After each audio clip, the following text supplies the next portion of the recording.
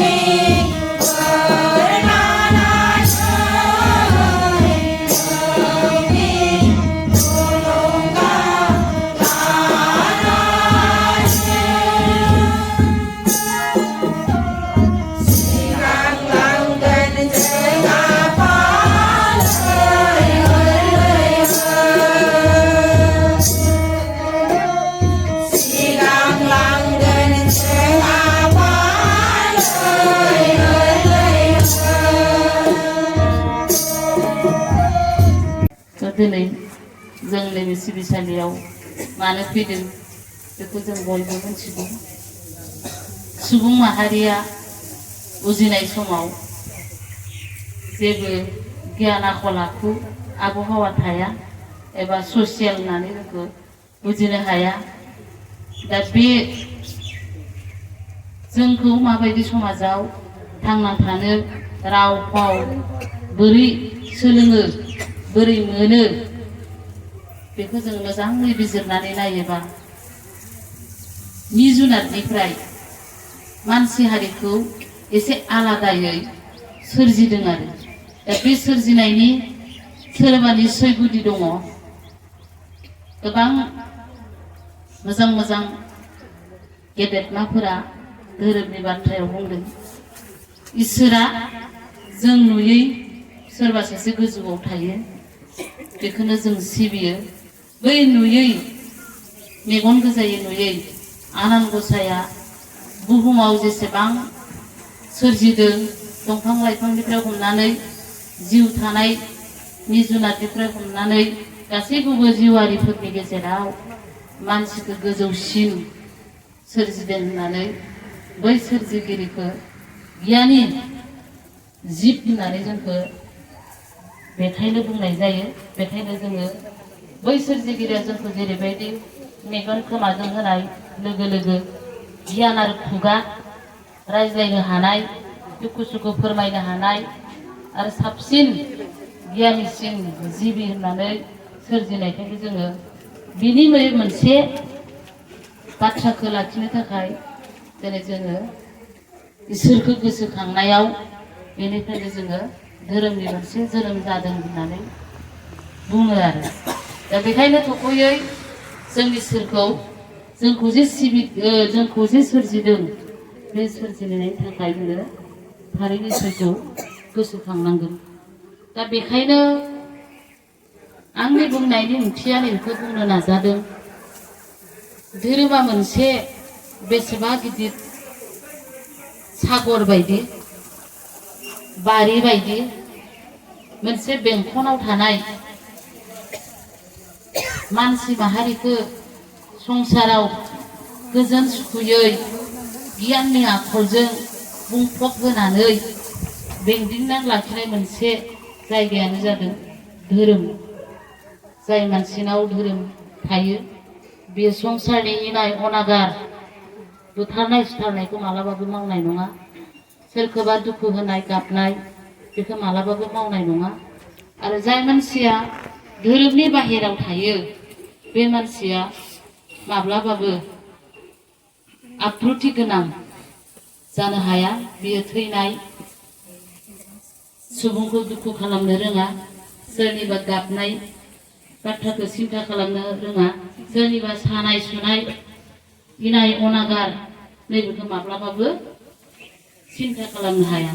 बेखायनो मानसिया जोनोम जानायनिफ्राय थैजासिम गोथार गोग्गो आरो गावनि जिउनि गासैखौबो मोजाङै मोजां जाफुंहोनो थाखाय आरो लोगोसे गाव जे सासे सुबुं बे सुबुंखौ मोजाङै गावखौनो सिनायथि मोननो थाखाय इसोरनि दहाय लानानै इसोरखौ जेब्ला गियो अब्ला बे बारियावनो गोजोबनानै थायो। बेखायनो धोरोमा मोनसे बेरा बारि, जाय बे बारि सिङाव थायो बेनो गियानि, बेनो गुनि, बेनो जोंनि सुबुं माहारिनि देरसिन दौलत। ओंखायनो बे धोनखौ जोङो खोब दुखु खस्थ'नि गेजेरजों जिउआव खामायनांगोन। आरो बेखौ खामायनो थाखायनो दिनै गाव गावनि हाबा हुखाफोरखौ दोनथ'नानैबाबो मोनफ्रोमबो समाव सानफ्रोमबो मंगलबाराव बाथौसालियाव जोङो इसोरखौ सिबिदों। बे सिबिनायनि ओंथिया गावजों लोगोसे गावनि फिसा फिसौ, गावनि न'खर, गावनि गामि, गावनि हारि, गावनि बंस' परियाल बे मोजाङै मोजां थाथों होननानै नुयै खोनायै जाय गोजौआव थानाय आफा इसोर, जायखौ जों मेगन गोजा नुवा, जायनि मोन्दांथिया जोंनाव मोदोमाव दङ, बेखौनो जों सिबिदों। दा बेखायनो जोङो सानफ्रोमबो ज' जानानै समाजनि गोजोन बारखौ नागिरनानै ससियेल जिउआरि बायदि गियाननि सुबुं बायदि गाव गावनि जिउखौ दैदेननो थाखाय गावजों लोगोसे समाजखौ दानो थाखाय जों दिनै ज' जादों। गोबां धोरोमनि लिरगिरि आरो गोबां धोरोमाव स्टाडि खालामबा फरायबा नुयो धोरोमा ओरैबायदि मोनसे मावनांगौ हाबा जाय धोरोमा जायनाव धोरोम गैया बेखौ सुबुं समाज होननानै बुंनाय जाया मिजुनातजोंसो बेखौ रुजुनाय जायो। बेखायनो अरायबो जोङो मिजुनातनिफ्राय गोजानाव थानो आरो बे आखुनिफ्राय गोजानाव थानो जोङो बयबो सिबिनांगौ। दायो दिनै आं बेखौनो बुंनो नागिरदों धोरोमनि सोमोन्दै एसे बुंबावगोन। दिनै जों मानो बाथौखौ सिबिदों गुबुन धोरोमखौ जों मानो लायाखै? बाथौआ मोनसे बर'नि गुबै धोरोम। बर' बिमाहा जेब्ला बर' बिफाहा जेब्ला जोनोम जाजेनदोंमोन आदि गुदि आबै आबौ आजौ गिबि गिबियाव बर'हा मोनसे फोथायथि दङमोन आफा इसोर होननाय। बेनि मुङानो जादों बाथौ। बा माने मोनबा गोहो। बे मोनबा गोहोखौ जों बयबो मिथिगौ। आं बेखौ आरो बुंफिननांगौ गैया। बे मोनबा गोहोआ जोंनि देहायाव दङ। जोंनि देहाखौ मोनबा गोहोजों जेरै आफा इसोरा दादों बेखायनो जोङो बै मोनबा गोहोखौ जाय सोरजिदों बा गोथौ बाथौ बे मोनबा गोहोखौ सोरजिसुला सोरबा गोजौथाराव जायखौ जों मानसि महरै नुवाखै गोसोनि मोनदांथियासो जोङो मोनदांदों बिनि अननायखौ मोननो हादों बैखौनो जोङो सोरजिदों। बेहायनो दिनै जोङो रायलायलांनांगोन धोरोमा जोंनि एंगारनो हायै। जोनोम जायो जोङो मोनसे समाव आरो जों मोनसे समाव निस्सय थैलाङो। जोनोम जायोबा थैनायखौ लिरनानै फैफाखायो। बेनो जादों इसोरनि बाणि। बे बाणिखौ रावबो दिनै मुलुगाव फेजेननो हायाखै। बेखायनो आरो माखासे गेदेरमा जे आगु बिथांमोना बुंलांदों मानसिया सोलेरा होननाय मोनसे जिराद थायो आरो आत्मा होननाय मोनसे जिराद थायो। सोलेरखौ दादों मुलुगाव सान हा बार दै अर गासैखौबो लानानै। बेखायनो जोंनि सोलेरा बिमा बैसोमुथिनि होननानै जेब्ला जोङो थैयो अब्ला जोंनि सोलेरा बुहुमाव हा महरै गोरोबलांफिनो। नाथाय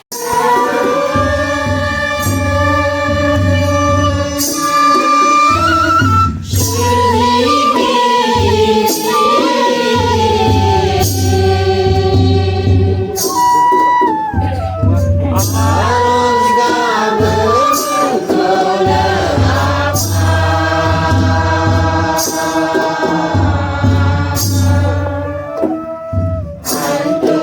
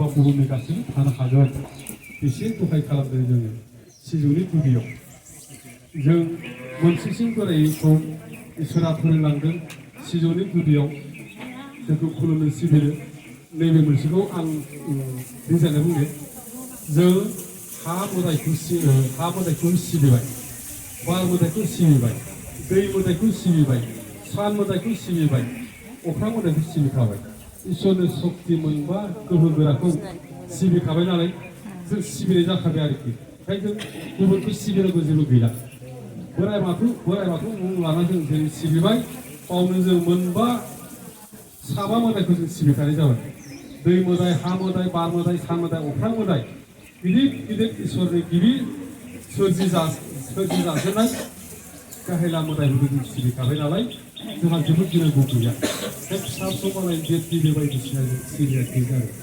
सिबियाखै मुंफोरखौ जों सिबिखाबाय जिउ लाखिनो थाखाय जोङो माइ आरो माइरंखौ सहाय खालामदों जों थांना थानो थाखाय नैबे आफा बोराइ बाथौखौ जोङो संसार जानायाव जेब्लाबो नों लादों सिबिदों गोजोन आरो सुखुनि थैनाय समाव जों थांफिननो थाखाय नैबेखौ बार राजाखौ सिबिनाय जादों बार राजाजों जों गांबा फाथालिया जों मोनबा गोहोआखौ जोङो रानसारलांफिनगोन बेनिखायनो बे फाथालि मोनबाखौ होनाय जादों दा समबो जाबाय